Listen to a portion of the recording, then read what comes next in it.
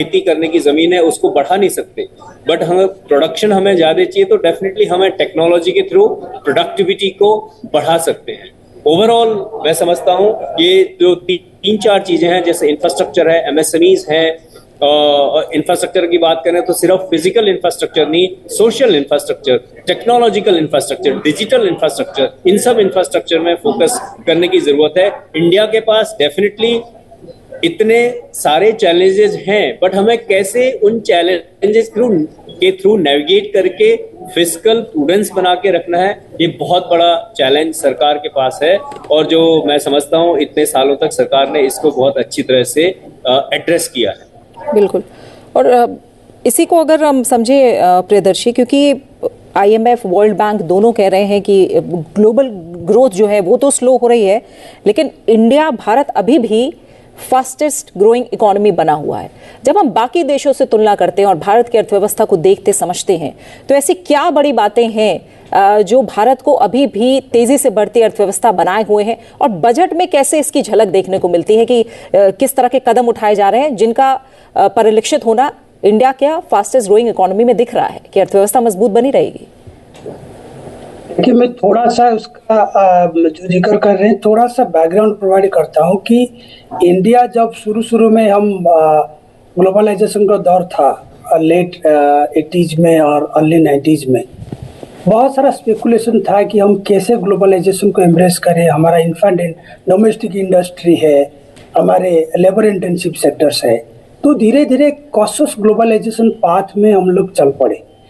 और जब हम उसमें जो 2003 से 2007 ऑनवर्ड्स जो पूरी विश्व में जब हाई ग्रोथ फेज था, उसमें इंडिया ने अपना पोजीशन को कंसोलिडेट किया। और इंडिया का जो का स्ट्रेंथ रहा है कि जो बुनियादी ढांचे के सेक्टर में इंफ्रास्ट्रक्चर क्रिएशन, एनेबलिंग कंडीशन को क्रिएट करना, और सबसे बड़ा जरूरी है जो पॉलिटिकल स्टेबिलिटी रहा है पिछले 2014 ऑनवर्ड्स, तो उसने पॉलिसी को प्रेडिक्टेबल बना के रखा हुआ है। तो इंडिया का आप इकोनॉमी का जो अप्रोच देखेंगे, हम कंजर्वेटिव नहीं है, but we have been consciously managing our economy, चाहे वो FDI फ्रंट में हो, कैपिटल अकाउंट ओपनिंग हो, तो ये सब जो है वो एक बढ़िया सा फाउंडेशन प्रोवाइड किया था। हम जब पूरी इमर्जिंग मार्केट स्पेस में जब दूसरे इकोनॉमीज में या तो कैपेसिटी यूटिलाइजेशन, चाहे चाइना देख लीजिए 100% कैपिटल यूटिलाइजेशन हुआ है वहाँ पे, स्टील सेक्टर हो, जो भी हो, तो वहाँ से थोड़ा रीलोकेशन का एक ट्रेंड शुरू हुआ था MNC का। तब इंडिया ने होमवर्क कर रहे थे ये कि हम रेगुलेटरी रिफॉर्म करें, टैक्स में रिफॉर्म करें, तो वो एक सिंक्रोनाइज्ड वे में जो प्रोसेस चल रहा था, तो उसका रिजल्ट हमको देखने मिला। और जो सेकेंड एस्पेक्ट्स ऑफ आपका जो दो क्वेश्चन था कि हम क्या कर रहे हैं, पिछले बजट अगर आप देखेंगे कई सारे ऐसे एक्सपोर्ट को बढ़ाने के लिए स्पेसिफिक सेक्टर में, चाहे वो कॉटन हो, जो भी हो, कई सारे कमोडिटीज का, तो एक फोकस्ड सेक्टर अप्रोच एक्सपोर्ट बढ़ाने के लिए रहा है। बट खाली एक्सपोर्ट बढ़ाने से भी नहीं होगा, हम डोमेस्टिक इंडस्ट्री के लिए भी क्वालिटी रॉ मटेरियल का जरूरत है, क्वालिटी इक्विपमेंट और कैपिटल गुड्स का भी जरूरत है। तो कहाँ से हम इंपोर्ट कर सकते हैं वो सारे जो पार्ट्स एंड कंपोनेंट्स है, जो कैपिटल गुड्स है, तो सारे जो FTA हो रहा है, इंडिया UA FTA को अगर आप EU FTA को अगर आप देखेंगे, उसमें इंपोर्ट को भी ध्यान में रखा गया है, जो टैरिफ कंसेशन। तो जो ट्रेड सेक्टर है, ट्रेड सेक्टर में ये फोकस नहीं रहा है कि हम तो डोमेस्टिक डिमांड इकोनॉमी हमारा बहुत बड़ा है और उससे हम हाई ग्रोथ अचीव कर पा रहे हैं, तो हम एक्सटर्नल सेक्टर को नेग्लेक्ट कर दें, ऐसा नहीं रहा है। एक्सटर्नल सेक्टर में हमेशा ये फोकस रहा है कि हम ट्रेड को कैसे बढ़ाएं, बोथ एक्सपोर्ट और इंपोर्ट का जो सोर्सिंग है वो कई सारे कंट्री में फोकस नहीं करके उसको डाइवर्सिफाई करें, क्योंकि हमारा ट्रेड डेफिसिट भी चाइना के साथ बढ़ रहा है, तो वो एक कंसर्न है। तो वही सारा जो डायरेक्शन है आप इस बजट में भी देखेंगे जी। और सबसे बड़ी बात ये है सिद्धार्थ, जो यहाँ पर प्रियदर्शी कह रहे हैं, पिछले आम बजट और इस आम बजट के बीच अगर एक बहुत बड़ा बदलाव है वो है यूरोपीय संघ के साथ एफटीए होना, ब्रिटेन के साथ एफटीए होना, यूएई के साथ बहुत ही महत्वपूर्ण करार होना, और एक बड़ा बाजार भारत के लिए खुल गया है। इसलिए निर्माण और निर्यात पर जोर रहेगा इस बार के बजट में। क्या कुछ नए प्रावधान? जी बिल्कुल, ये जो है एक अहम फोकस का क्षेत्र रहेगा। जैसा कि वित्त मंत्री ने अपने बजट से पहले भी इंडिकेशन दिया है, कस्टम्स रिफॉर्म्स एक बड़ा क्षेत्र रहेगा जिसमें कि सरलीकरण की जाएगी, स्लैब्स कम किए जाएंगे। उन्होंने पिछले साल भी कुछ स्लैब्स कम किए थे, इस वर्ष वह और स्लैब्स कम किए जाएंगे, साथ ही प्रोसेसेस को सिंप्लीफाई किया जाएगा। और जैसा इकोनॉमिक सर्वे में भी बताया गया है कि जो क्षेत्र हैं जैसे कि स्टील हो गया, एल्यूमिनियम हो गया, कुछ टेक्सटाइल्स में यूज होने वाले फाइबर्स हो गए, इनमें दरों को ऐसा रखा जाए ताकि वह डाउनस्ट्रीम इंडस्ट्रीज को उसका फायदा हो और ग्लोबल वैल्यू चेन में भारतीय कंपनियां जुड़ सकें। इसके तरफ भी जो है उम्मीद की जा रही है कि वित्त मंत्री का ध्यान रहेगा अपने बजट में। और यह सब जो है एक जो एफटीएज हैं उसमें ये सारा फीड इन करेगा और भारत को एक हब बनाने की, मैन्युफैक्चरिंग हब, सर्विसेज हब बनाने के तरफ जो दिशा दी जा रही है उस पे और जोर दिया जाएगा। बिल्कुल डॉक्टर मेहता, जो बात अभी कह रहे हैं सिद्धार्थ कि ग्लोबल वैल्यू चेन को ऊपर ले जाना, ये अभी भी थोड़ा चैलेंज है या कहें इस पर अभी हमें और ज़्यादा काम करने की ज़रूरत है। पीएलआई और आत्मनिर्भर भारत से मैन्युफैक्चरिंग बेस तो भारत में बना है, लेकिन अब नेक्स्ट चैलेंज स्केल और एक्सपोर्ट का है। तो क्या बजट में हो सकता है कि इस पर थोड़ा सा फोकस हो?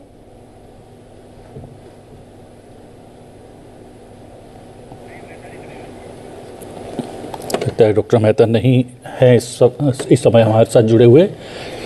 तो प्रियदर्शी, थोड़ा सा आप जो कंपैरिजन को लेकर समझा रहे थे, अभी अगर हम थोड़ा सा चैलेंजेस पर देखें या हम ये कहें, क्योंकि जब हम रिफॉर्म्स की बात करते हैं या जब हम बड़े कदमों की बात करते हैं तो ये एक बार या दो बार में होने वाली प्रक्रिया नहीं होती है, साल दर साल होना है, कॉन्टिन्यूस प्रोसेस है, लगातार चलने वाली प्रक्रिया है। ऐसे में क्या लग रहा है आपको अभी कौन सी ऐसी चुनौतियां, क्योंकि जैसे मैंने कहा कि अगर हम दुनिया के मुकाबले कंपेयर कर रहे हैं तो तमाम चुनौतियां वैश्विक स्तर पर बनी हुई हैं, ऐसे कौन से चैलेंजेस आपको नजर आ रहे हैं जिन पर तुरंत फोकस इस बार के बजट में हो सकता है? क्योंकि विजन कहीं ना कहीं 2047 का है, लेकिन साल दर साल उसकी तरफ कदम आगे बढ़ाने हैं। देखिए, सबसे बड़ा चैलेंज अभी सामने है कि जो जियोपॉलिटिकल अनसर्टेनिटी वो बहुत फास्ट मूविंग है, उसका रियल टाइम बेसिस में चेंज होता रहता है। तो कहीं फाइनेंशियल मार्केट जो है, जो ग्लोबल इन्वेस्टर है, वो इंडियन मार्केट को रिस्की ना समझे। तो वो सबसे बड़ा जरूरी डिसिप्लिन मेजर रहेगा बजट में। थोड़ा बहुत हिंट करेंगे क्योंकि बजट पूरी तरह से इस एस्पेक्ट्स को अपना इतना स्पेस नहीं देंगे इसमें, लेकिन ये जरूर वो देखेंगे कि जो हमारा अचीवमेंट रहा है फिस्कल मैनेजमेंट फ्रंट में वो फर्दर डेटोरिएट ना हो जाए, क्योंकि अभी जिस तरह का जियोपॉलिटिकल डेवलपमेंट है उसमें कुछ बोल नहीं सकते। एक बार पोर्टफोलियो इन्वेस्टमेंट का मैग्नीट्यूड जो आउटफ्लो बढ़ जाएगा और गोल्ड और सिल्वर प्राइसेस का आप तो सुने होंगे अभी जो चल रहा है, जो रैपिडली इवॉल्विंग प्राइसेस, तो ये क्या होगा, सडनली चेंज कर देगा जो इंडिया का जो परसेप्शन है इन द ग्लोबल मार्केट। तो इन्वेस्टर सेंटीमेंट को कैसे बरकरार रखे वो एक रिस्क फैक्टर है। सेकंड है कि जो एक्सपोर्ट फ्रंट में थोड़ा बहुत इस साल हमारा उपलब्धियां रहा है, अच्छा रहा है एक्सपोर्ट ग्रोथ, वो इसीलिए नहीं है कि Indian economy was much better than any other economy. इसका ये रहा है कि काफ़ी सारा फ्रंट लोडिंग भी हुआ है कि यूएस ने टैरिफ अनाउंसमेंट कर दिया है, लेकिन वो अनाउंसमेंट को इम्प्लीमेंट करने में जो टाइम लैग था उसमें सप्लायर्स उसको सप्लाई को फ्रंट लोड कर दिए हैं और प्राइसेस इमीडिएटली बढ़ा नहीं है। तो वो भी एक फैक्टर है साथ साथ। तो उसको कैसे हम एक्सपोर्ट को इतना कंप्लेसेंट नहीं होके एक ऑर्गेनिक वे में एक्सपोर्ट ग्रोथ को मेंटेन रखे, इसके लिए कॉम्पिटिटिव सेक्टर में ध्यान देना है, एक्सपोर्ट को डाइवर्सिफाई करना है। जैसे हमारा ट्रेडिशनल सेक्टर रहा है एक्सपोर्ट में, जेम्स ज्वेलरी है, फार्मास्यूटिकल है, अब नया नया सेक्टर हमारा एक्सपोर्ट में आ रहा है, डिफेंस है, इलेक्ट्रिकल कंपोनेंट है, बहुत जल्दी हम सेमीकंडक्टर फ्रंट में भी ये करेंगे। तो ये सारे सेक्टर पे फोकस रहेगा। तो मुझे लग रहा है कि चैलेंजेस फ्रंट में जो एक्सटर्नल सेक्टर का टर्बुलेंस उसको मैनेज करना सबसे बड़ी चैलेंज रहेगा। सेकंड है कि जो मोमेंटम इन एक्सपोर्ट फ्रंट में है और जो investment foreign direct investment at least है जो ग्लोबल लेवल में कम हुआ है बिकॉज ऑफ दिस टर्बुलेंस, उसको कैसे हम प्रॉपर तरीके से हैंडल करें। बाकी फोकस रिफॉर्म एजेंडा में कलीग सारे बता रहे हैं कि इंफ्रास्ट्रक्चर में तो फोकस रहेगा ही रहेगा। तो डोमेस्टिक सेक्टर का स्ट्रेंथ को मेंटेन रखेंगे, पर जो बाहर एक्सटर्नल सेक्टर का चैलेंज है वो मेनली जियोपॉलिटिकल अनसर्टेनिटी को कैसे हैंडल करें, वो सबसे बड़ा जरूरी है। जी हाँ, और सबसे बड़ी बात है कि हमने निर्माण और निर्यात को लेकर काफ़ी चर्चा कर ली है इस सेशन में, लेकिन सबसे महत्वपूर्ण होता जा रहा है भारत का पर्यटन क्षेत्र। नए नए डेस्टिनेशन जो हैं उनकी मांग बढ़ रही है, भीड़ जा रही है, वहाँ पर पर्यटकों की संख्या बढ़ रही है और उसके पीछे इंफ्रास्ट्रक्चर का भी बहुत बड़ा महत्वपूर्ण रोल है। एक जानकारी है आप लोगों के लिए, आप संसद टीवी पर तो लगातार जो है बजट से जुड़ी हुई हर एक घटना और ख़बर देखेंगे, और जब निर्मला सीतारमण वित्त मंत्री 9वीं बार रिकॉर्ड 9वीं बार जो है आम बजट पेश करेंगी कुछ ही देर पश्चात, वो आप हमारे YouTube चैनल पर भी देख पाएंगे, और न केवल हिंदी में बल्कि भारत की अलग अलग भाषाओं में। बिल्कुल, हिंदी और अंग्रेजी पर तो आप देख ही पाएंगे इसे, लेकिन अलग अलग भाषा में जो अनुवाद है वो लगातार साथ साथ होगा। तो अलग अलग भारतीय भाषाएं हैं जिनमें आप देख सकते हैं। यूट्यूब पर लाइव हमारे साथ बने रहिए। महज 4 मिनट का वक्त और है जब सीधी कार्यवाही, सीधे प्रसारण के लिए हम आपको लेकर चलेंगे। इससे पहले अगर थोड़ा सा सिद्धार्थ समझें, जिस तरह से पर्यटन की बात अभी जिसका जिक्र किया प्रतिबिंब ने, उसी के जरिए हम अलग अलग राज्यों के रोल को समझें, क्योंकि पर्यटन कि जब हम बात कर रहे हैं तो भारत का हर राज्य इसमें कहीं ना कहीं किसी ना किसी रूप में सम्मिलित होता है। और जब हम कोऑपरेटिव फेडरलिज्म की बात करते हैं या फिर हम सहकारी संघवाद की बात करें, तो असली परीक्षा संसाधनों के वितरण में होती है, और साथ ही उसका उपयोग कैसे हो रहा है, उसका एक तरह से मैं कहूं कि उस पर नजर कैसे रखी जा रही है, उसे मजबूत कैसे रख कर किया जा रहा है, इस पर भी नजर होती है। तो आपको लग रहा है कि केंद्र और राज्य के जो वित्तीय संबंध है वो पहले से ज्यादा परिपक्व हुए हैं? जी, जो एक उसका जीता जागता उदाहरण जीएसटी काउंसिल है, जिसमें कि केंद्र और राज्य के मंत्री मिलकर अपने जो पावर्स थे उनको जोड़कर साथ मिलकर काम कर रहे हैं, जिससे कि उपभोक्ताओं को बहुत फायदा मिला है और मैन्युफैक्चरर्स को फायदा मिला है, क्योंकि जो कैस्केडिंग इफेक्ट ऑफ टैक्सेस था वो कम हुआ है। इस बार के बजट के साथ जो फाइनेंस कमीशन की रिपोर्ट है वह भी पेश होगी, जो 16वां वित्तीय आयोग है, और उसमें किस तरीके से अगले 5 वर्षों में राज्य को डेवोल्यूशन दिया जाएगा, केंद्र करों में कितना उनका शेयर रहेगा वो भी बताया जाएगा, और राज्यों के हिसाब से उनको कितना शेयर मिलेगा वो भी बताया जाएगा। उस पे भी लगातार नजर बनी रहेगी। और जो एक तरीके से देखा जाए तो ज्यादा एक कोऑर्डिनेशन रहा है राज्यों में भी और केंद्र में भी, चाहे वह सैस्की जैसे स्कीम हो जिसमें कि केंद्र से 50 वर्षों तक के लिए ऋण दिया जा रहा है इंटरेस्ट फ्री, जो कि कैपिटल एक्सपेंडिचर में राज्य इस्तेमाल कर रहे हैं। अन्य स्कीमों के द्वारा भी केंद्र का लगातार समर्थन बना रहा है स्टेट्स को। तो ये सारी स्कीम्स जो है एक फिस्कल फेडरलिज्म की तरफ पॉइंट कर रही हैं। बिल्कुल। तो अब बहुत ही कम समय है, अब हम सीधा हमें रुख करना पड़ेगा। संसद की कार्यवाही बस कुछ ही पलों में शुरू हो रही है। आप संसद टीवी पर बने रहिए, सीधा प्रसारण होगा जिसमें रिकॉर्ड भी बन रहा है, तो इसके गवाह बनिए और संसद टीवी पर लगातार लाइव अपडेट आप देखते रहिए।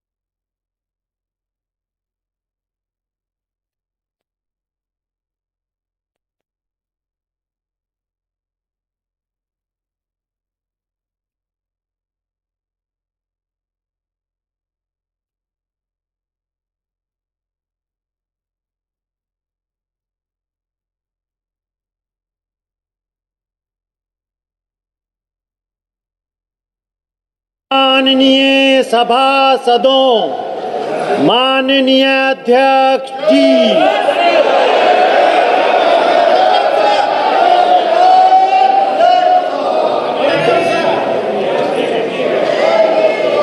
आइटम नंबर 1, माननीय वित्त मंत्री Shrimati Nirmala Sitharaman ji.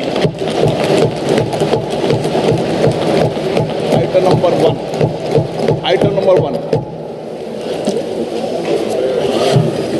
Sir, with your permission, I rise to lay on the table a copy each of the following papers, Hindi and English versions, under Article 281 of the Constitution, Report for 2026 to 2031, Volume 1, Main Report of the 16th Finance Commission. 2. Report for 2026-2031, Volume 2, Annexures of the 16th Finance Commission.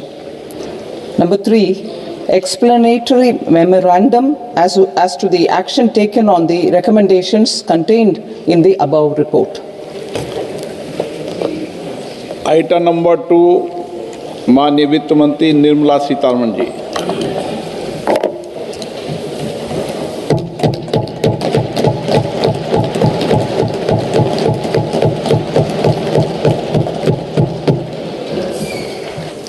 Honorable Speaker, sir, on the sacred occasion of Magh Purnima and the birth anniversary of Guru Ravidas, I present the budget for the year 2026-2027. Since we assumed office 12 years ago, India's economic trajectory has been marked by stability, fiscal discipline, sustained growth, and moderate inflation.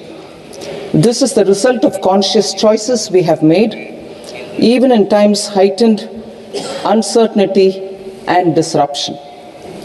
Our government, led by Honorable Prime Minister Modi, has decisively and consistently chosen action over ambivalence, reform over rhetoric, and people over populism.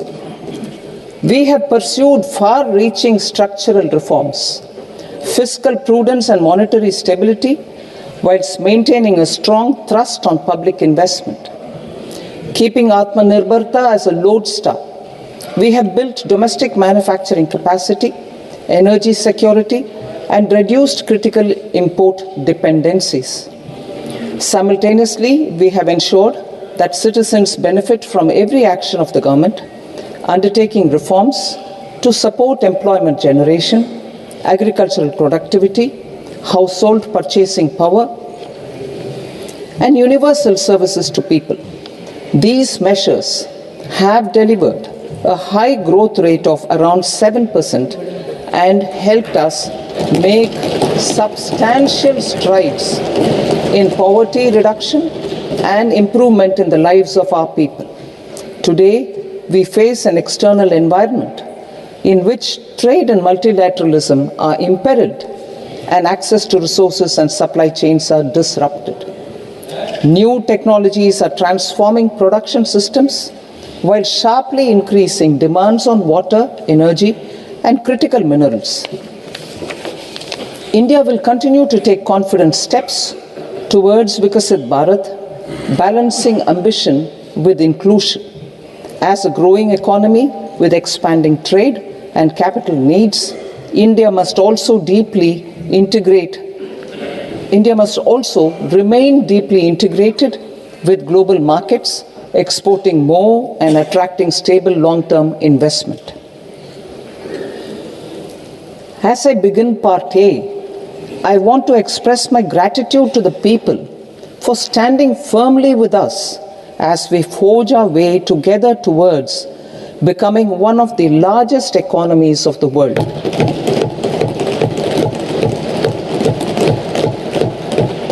Our aim is to transform aspiration into achievement and potential into performance as we ensure that the dividends of growth reach every farmer, the scheduled caste, the scheduled tribes, the nomads, the youth, the poor, and the women.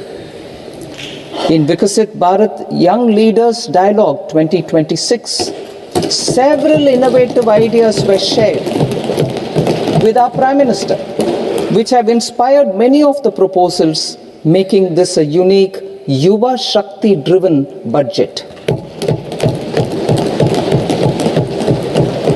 Our government's sankalp is to focus on our poor, underprivileged, and the disadvantaged. To deliver on this sankalp, and given that this is the first budget prepared in Kartavya Bhavan, we are inspired by three Kartavya. Our first Kartavya is to accelerate and sustain economic growth by enhancing productivity and competitiveness and building resilience to volatile global dynamics. Our second Kartavya is to fulfill aspirations of our people and build their capacity, making them strong partners in India's path to prosperity. Our third Kartavya, aligned with our vision of Sabka Saath, Sabka Vikas, is to ensure that every family, community, region, and sector has access to resources, amenities, and opportunities for meaningful participation. This threefold approach requires a supportive ecosystem. The first requirement is to sustain the momentum of structural reforms, continuous, adaptive, and forward-looking. Second, a robust and resilient financial sector is central to mobilizing savings, allocating capital efficiently, and managing risks. Third, cutting-edge technologies, including AI applications, can serve us as force multipliers for better governance. Reform Express. Our government has undertaken comprehensive reforms towards creating employment, boosting productivity, and accelerating growth.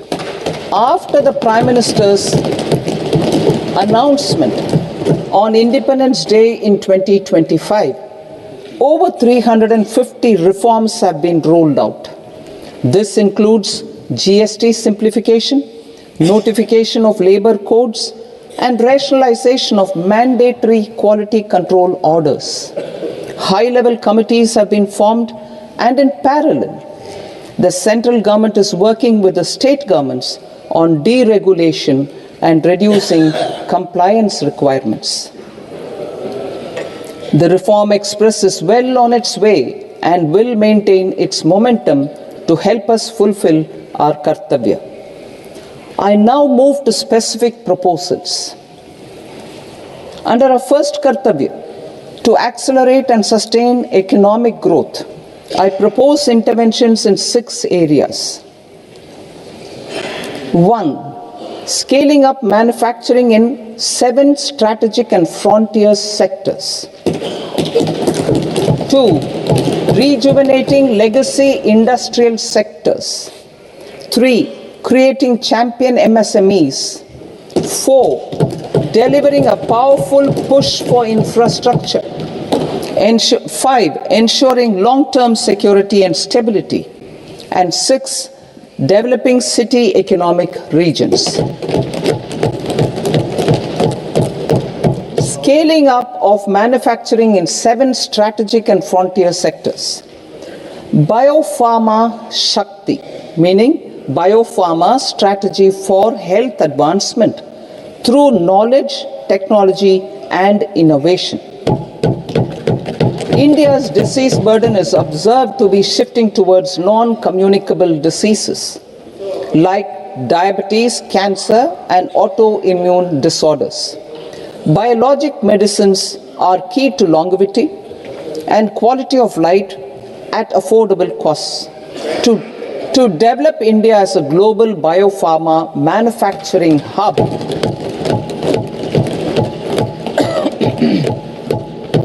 I propose the Biopharma Shakti, with an outlay of 10,000 crores over the next 5 years. This will build the ecosystem for domestic production of biologics and biosimilars.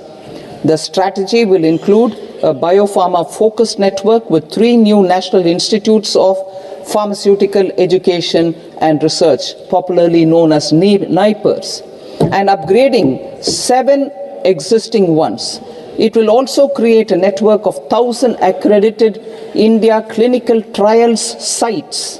We propose to strengthen the Central Drug Standard Control Organization to meet global standards and approve timeframes through and approval timeframes through a dedicated scientific review cadre and specialists. India's Semiconductor Mission 1.0 expanded India's semiconductor sector capabilities. Building on this, we will launch ISM 2.0 to produce equipment and materials, design full-stack Indian IP, and fortify supply chains. We will also focus on industry-led research and training centers to develop technology and skilled workforce. The Electronics Components Manufacturing Scheme, launched in April 2025 with an outlay of 22,919 crores, already has investment commitments at double the targets. We propose to increase the outlay to 40,000 crores to capitalize on this momentum.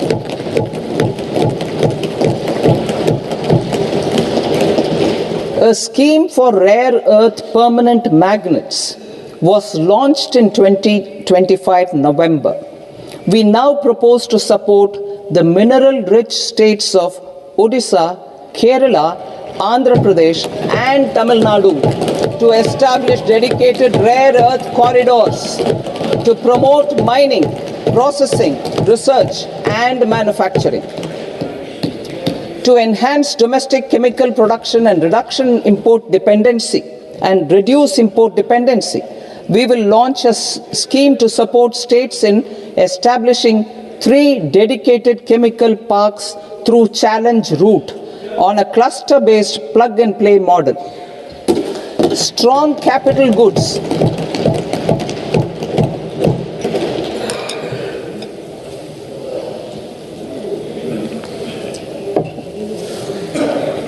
Strong capital goods capability is a determinant of productivity and quality across different sectors. Towards building this capacity, I propose the following. High-tech tool rooms will be established by central public sector enterprises at 2 locations as digitally enabled automated service bureaus that locally design, test, and manufacture high-precision components at scale and at lower cost. 2. A scheme for enhancement of construction and infrastructure equipments will be introduced to strengthen domestic manufacturing of high value and technologically advanced CIE. This can range from lifts in a multi-storied apartment or firefighting equipment in multiplexes, large or small, and to tunnel boring equipments for building metros and high-altitude roads. I also propose a scheme for container manufacturing to create a globally competitive container manufacturing ecosystem with a budgetary allocation of 10,000 crores over a 5-year period. For the labor-intensive textile sector, I propose an integrated program with 5 subparts. 1. The National Fiber Scheme for Self-Reliance in Natural Fibers, such as silk, wool, and jute, man-made fibers, and new age fibers. Textile expansion and employment scheme to modernize traditional clusters with capital support for machinery, technology upgradation, and common testing and certification centers. 3. The National Handloom and Handicraft Program to integrate and strengthen existing schemes and ensure targeted support for weavers and artisans. Tex Eco initiative to promote globally competitive and sustainable textiles and apparels. Samarth 2.0 to modernize the upgrade the textile skilling ecosystem through collaboration with industry and academic institutions. Further, I propose to set up mega textile parks in challenge mode. They can also focus on bringing value addition to technical textiles.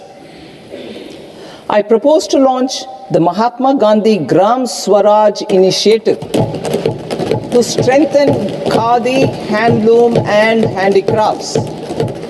This will help in global market linkage and branding. It will streamline and support training, skilling, quality of process, and production. This will benefit our weavers, village industries, one district, one product ODOP initiative, and also our rural youth. India has the potential to emerge as a global hub for high quality, affordable sports goods. I propose a dedicated initiative for sports goods that will promote manufacturing, research, and innovation in equipment design as well as material sciences. Rejuvenation of legacy industrial clusters.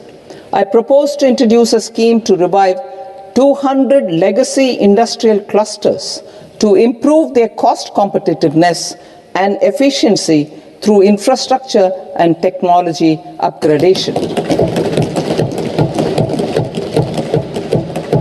Creating champion SMEs and supporting micro enterprises. Recognizing MSMEs as a vital engine of growth, I propose a three-pronged approach to help them grow as champions. Equity support. I propose to introduce a dedicated 10,000 crores SME growth fund to create future champions, incentivizing enterprises based on select criteria. I also propose to top up the Self-Reliant India Fund set up in 2021 with 2,000 crores to continue support to micro enterprises and maintain their access to risk capital. Liquidity support. With TREDS, more than 7 lakh crore has been made available to MSMEs. To leverage its full potential, I propose 4 measures. 1. Mandate TREDS as the transaction settlement platform for all purchases from MSMEs by CPSEs, serving as a benchmark for other corporates. 2. Introduce a credit guarantee support mechanism through CGTMSE for invoice discounting on TREDS platform. 3. Link GEM with TREDS for sharing information with financiers about government purchases from MSMEs, encouraging cheaper and quicker financing. 4. Introduce TREDS receivables as asset-backed securities, helping develop a secondary market, enhancing liquidity and settlement of transactions. Professional support. Government will facilitate professional institutions such as the ICAI, ICSI, ICMAI to design short-term modular courses and practical tools to develop a cadre of corporate mitras, especially in Tier 2 and Tier 3 towns. These accredited para-professionals will help MSMEs meet compliance requirements at affordable costs. Infrastructure. During this past decade, our government has undertaken several initiatives for large-scale enhancement of public infrastructure, including through new financing instruments such as Infrastructure Investment Trust (InvITs) and Real Estate Investment Trust (REITs), and institutions like NIIF and NABFID. We shall continue to focus on developing infrastructure in cities with over 5 lakh population, that is tier 2, tier 3 cities, which have expanded to become growth centers. Public capital expenditure has increased manifold from 2 lakh crore in 2014-15 to an allocation of 11.2 lakh crore in BE 25-26. In this coming year, that is financial year 2026-27, I propose to increase it to 12.2 lakh crores to continue the momentum. To strengthen the confidence of private developers regarding risks during infrastructure development and construction phase, I propose to set up an infrastructure risk guarantee fund to provide prudentially calibrated partial credit guarantee to lenders. Over the years, rights have emerged as a successful instrument for asset monetization. I propose to accelerate recycling of significant real estate assets of the CPSEs through the setting up of dedicated rights. To promote environmentally sustainable movement of cargo, I propose to 1. Establish new dedicated freight corridors connecting Dankuni in the east to Surat in the west. Operationalize 20 new national waterways over the next 5 years, starting with National Waterways 5 in Orissa to connect mineral-rich areas of Talcher and Angul and industrial centers like Kalinga Nagar to the ports of Paradeep and Dhamra.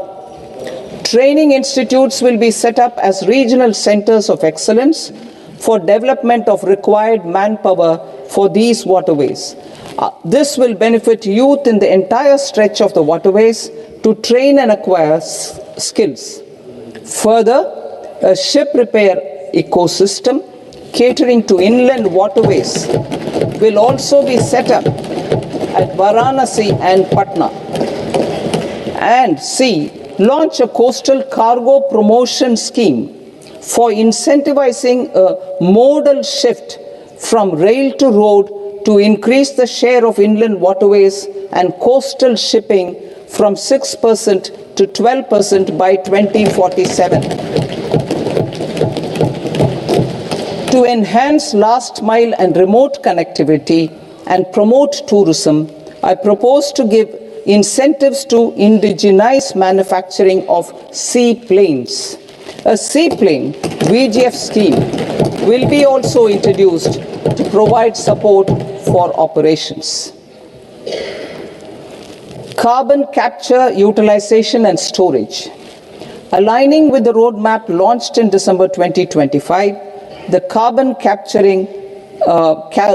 capture, utilization and storage technologies at scale will achieve higher readiness and in end-use application across 5 industrial sectors, including power, steel, cement, refineries, and chemicals. An outlay of 20,000 crore is proposed over the next 5 years for this purpose. City economic regions. Cities are India's engines of growth, innovation, and opportunities. We shall now focus on Tier 2, Tier 3 cities, and even temple towns, which need modern infrastructure and basic amenities. This budget aims to further amplify the potential of cities to deliver the economic power of agglomerations by mapping city economic regions based on their specific growth drivers.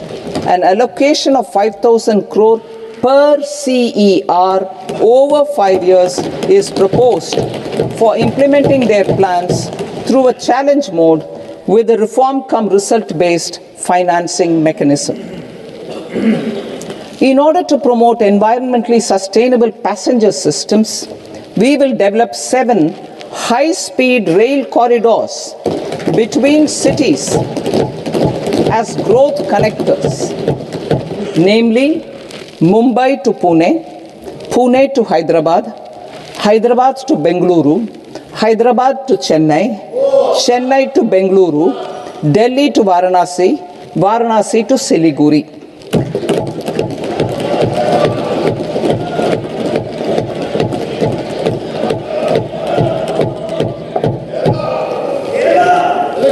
Financial sector. The Indian banking sector today is characterized by strong balance sheet, historic highs in profitability, improved asset quality, and coverage exceeding 98% of villages in the country. At this juncture, we are well placed to futuristically evaluate the measures needed to continue on the path of reform-led growth of this sector. I propose setting up a high-level committee on banking for Vikasit Bharat.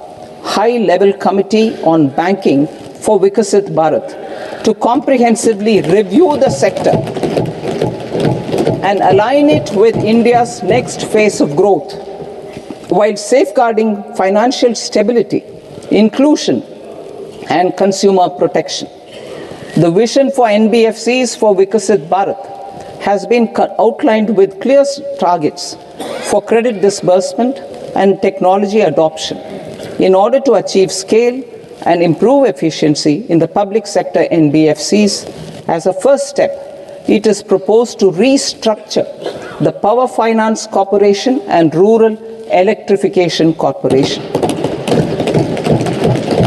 I propose a comprehensive review of the foreign exchange management non-debt instruments rules to create a more contemporary, user-friendly framework for foreign investments consistent with India's evolving economic priorities. Corporate bond market. I propose to introduce a market-making framework with suitable access to funds and derivatives on corporate bond indices. I also propose to introduce total return swaps on corporate bonds. Municipal bonds.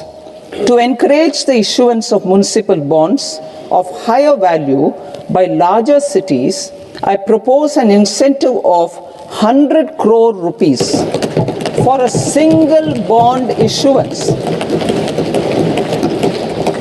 100 crore rupees for a single bond issuance of more than 1,000 crore. The current scheme under Amrit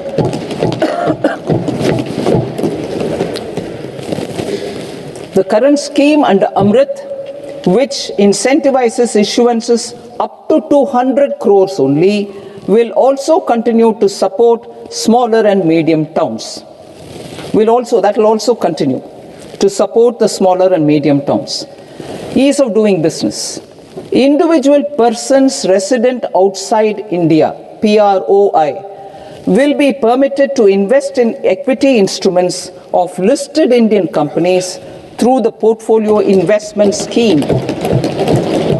It is also proposed to increase the investment limit for an individual PROI under the scheme from 5% to 10%, with an overall investment limit for all individual PROIs to 24% from the current 10%. Emerging technologies including AI. 21st century is technology driven. Adoption of technology is for the benefit of all people. Farmers in the field, women in STEM, youth keen to upskill, and Divyangjan to access newer opportunities. The government has taken several steps to support new technologies through AI Mission, National Quantum Mission, Anusandhan National Research Fund, and Research and Development and Innovation Fund. Our second kartavya is to fulfill aspirations and build capacities. Close to 25 crore individuals have come out of multi-dimensional poverty through a decade of our government's sustained and reform-oriented efforts.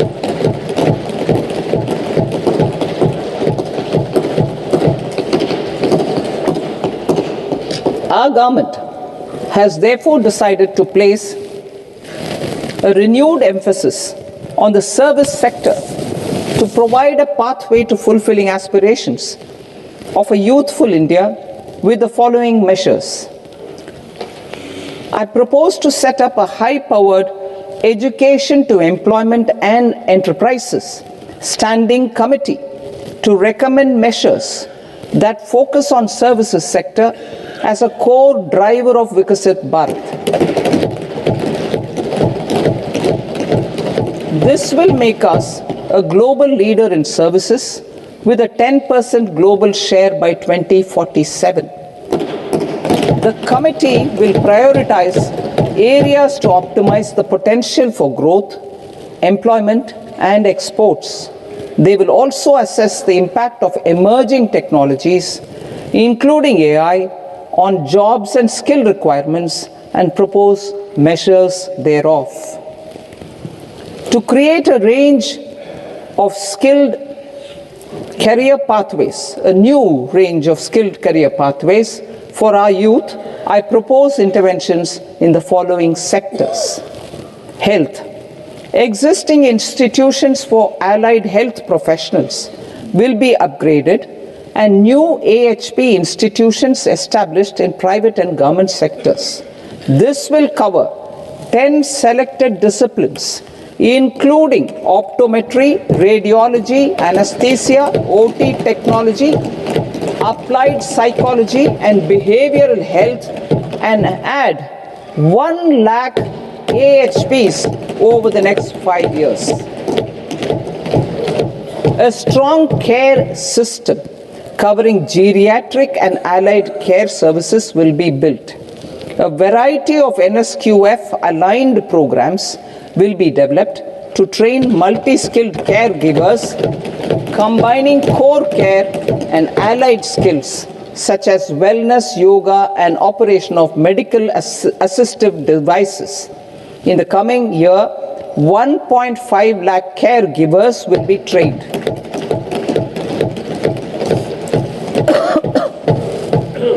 Hubs for medical value tourism. To promote India as a hub for medical tourism services, I propose to launch a scheme to support states in establishing 5 regional medical hubs in partnership with the private sector. These hubs will serve as integrated healthcare complexes that combine medical, educational, and research facilities.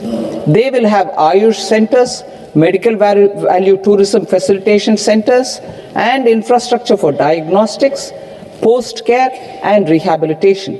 These hubs will provide diverse opportunities, job opportunities for health professionals, including doctors and AHPs. Ancient Indian yoga, already respected in several parts of the world, was given a mass global recognition when Honorable Prime Minister took it to the UN. Post-COVID, Ayurveda gained a similar global acceptance and recognition.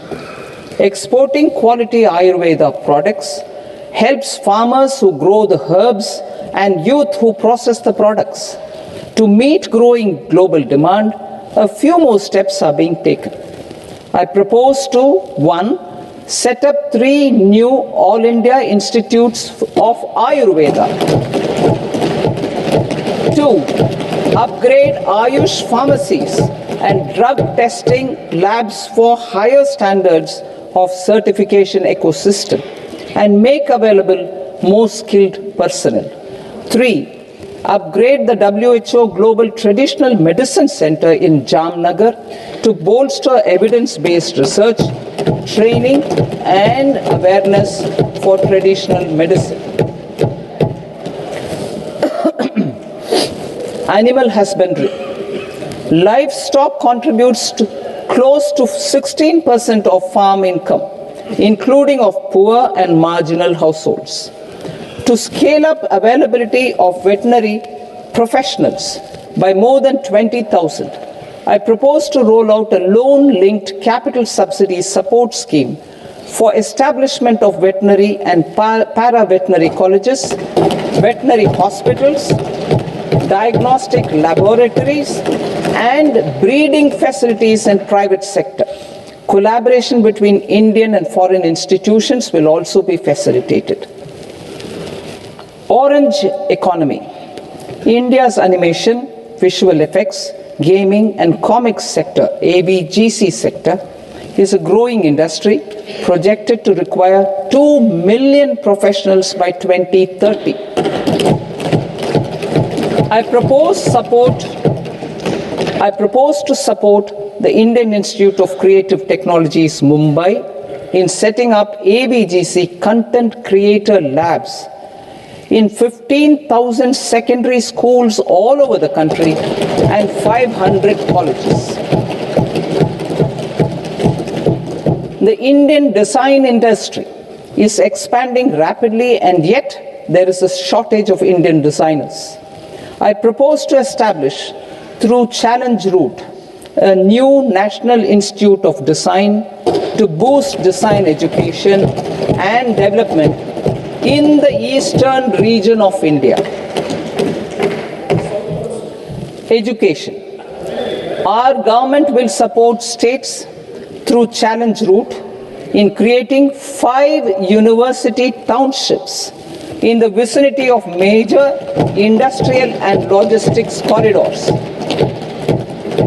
These planned academic zones will host multiple universities, colleges, and research institutions, skill centers, and residential complexes.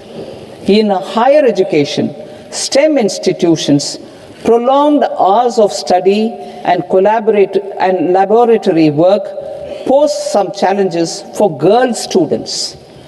Through VGF, Viability Gap Funding and capital support, one girls' hostel will be established in every district.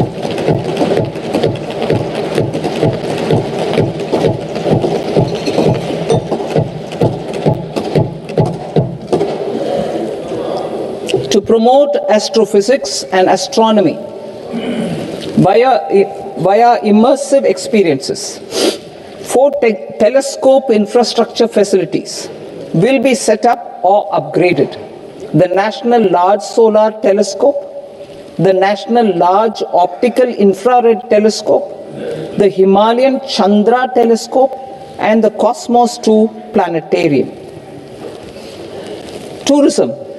The tourism sector has the potential to play a large role in the employment generation, forex earnings, and expanding the local economy.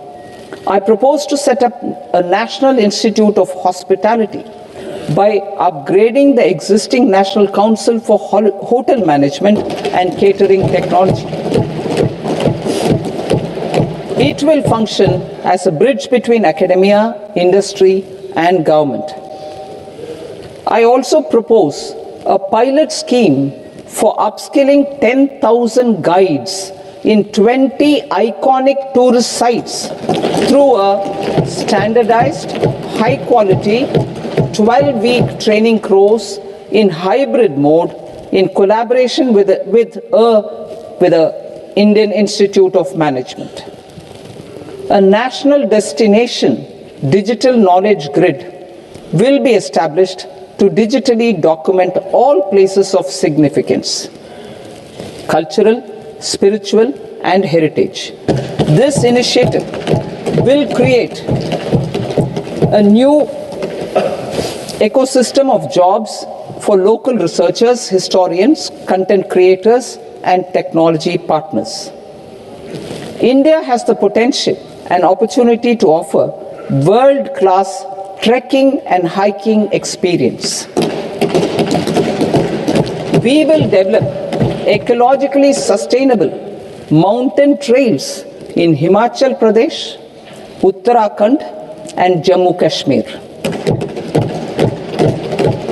Also in Araku Valley in the Eastern Ghats, and Podigai Malai in the Western Ghats. Turtle trails along key nesting sites in the coastal areas of Odisha, Karnataka and Kerala. And 3, bird watching trails along the Pulikat Lake in Andhra Pradesh, Tamil Nadu. It's on the border. Under the visionary leadership of Honorable Prime Minister, we established the International Big Cat Alliance in 2024. This year, India is hosting the first ever Global Big Cat Summit, where heads of governments and ministers from 95 range countries will deliberate on collective strategies for conservation. Heritage and culture tourism. I propose to develop 15 archaeological sites, including Lothal, Dholavira, Rakhi Gadi, Adichanallur, Saranath, Hastinapur, and Leh Palace into vibrant experiential cultural destinations. Excavated landscapes will be open to the public through curated walkways. Immersive storytelling skills and technologies will be introduced to help conservation labs, interpretation centers, and guides. The sports sector provides multiple means of employment, skilling, and job opportunities. Taking forward the systematic nurturing of sports talent, which is set in motion through the Khelo India program earlier, I propose to launch a Khelo India mission to transform the sports sector over the next decade. The mission will facilitate an integrated talent development pathway supported by training centers, which are foundational, intermediate, and elite levels. B, systematic development of coaches and support staff. C, integration of sports science and technology. D, competitions and leagues to promote sports culture and provide platforms. And E, development of sports infrastructure for training and competition. Our third Kartavya aligns with our vision of Sabka Saath, Sabka Vikas towards Vikasit Bharat. This requires targeted efforts for 1, increasing farmer incomes through productivity enhancement and entrepreneurship, with special attention to small and marginal farmers. B, empowering Divyangjan through access to livelihood opportunities, training, and high-quality assistive devices. C, empowering the vulnerable to access mental health and trauma care. D, focus on the Purvodaya states and the Northeast region to accelerate development and employment opportunities. Fisheries.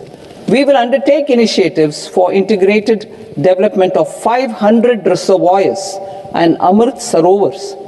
2, strengthen the fisheries value chain in coastal areas and enable market linkages involving startups and women-led groups together with fish farmer producer organizations.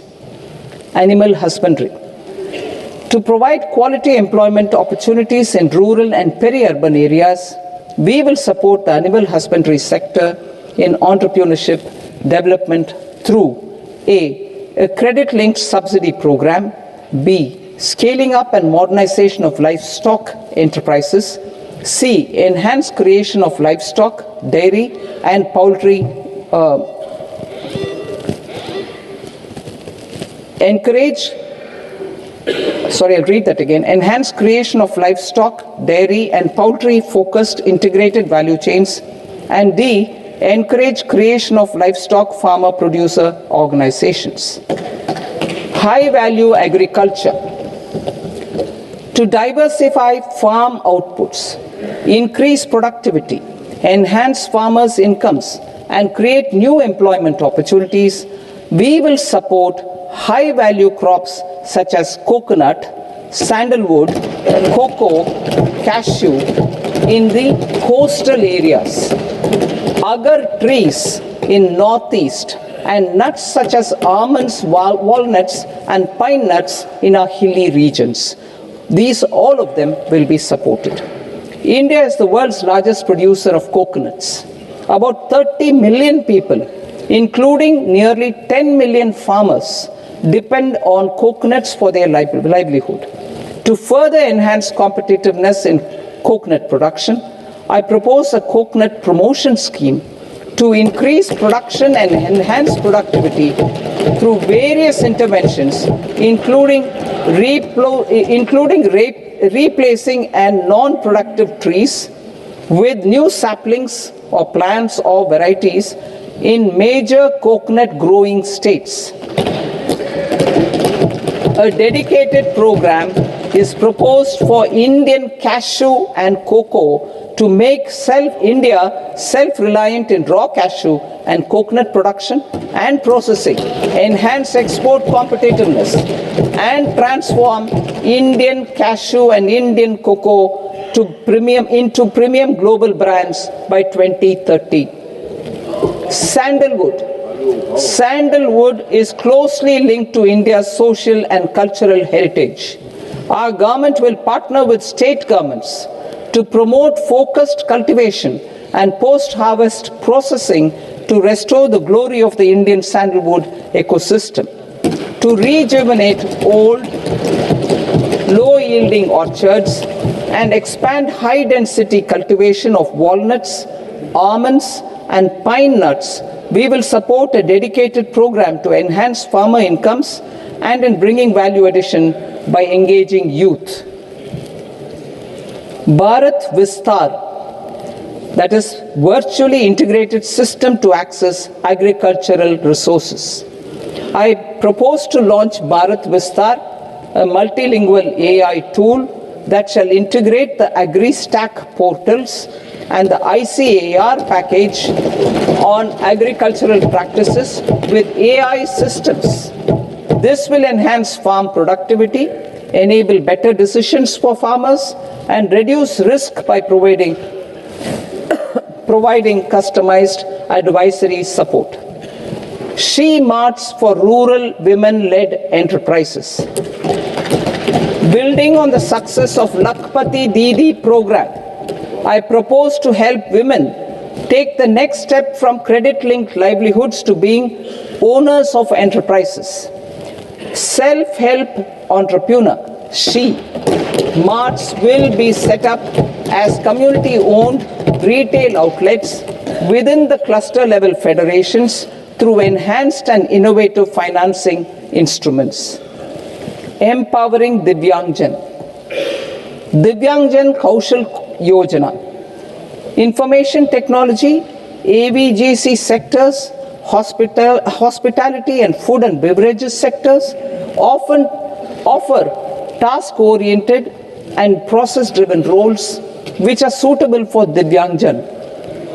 We will ensure dignified livelihood opportunities through industry-relevant and customized training specific to each Divyangjan group.